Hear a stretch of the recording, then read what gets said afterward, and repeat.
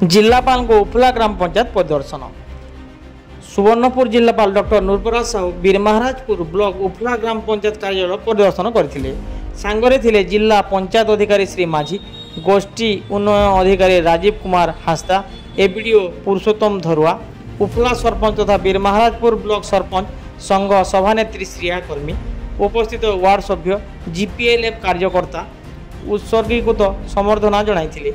पंचायत कार्यालय रे दीर्घ 1 घंटार ऊर्ध्व समय धरी पंचायत द्वारा हेउଥିବା समस्त उन्नयन प्रकल्प तथा जनकल्याण स्कीम गुड़िकर रूपायन और नथिपत्र तनखी विभिन्न त्रुटि विच्युति सुधार पाई उपस्थित कर्मचारी को दिग्दर्शन प्रदान करथिले। सांबादिक मानक विभिन्न प्रश्नर उत्तर दे समस्त कार्य दिवस रे नियमित पंचायत कार्यालय खोला रहिबा सह जनसाधारण को उपयुक्त सेवा सरकारी सुविधा सुजोग जोगाई दिया जिवो बोली मत प्रकाश करथिले।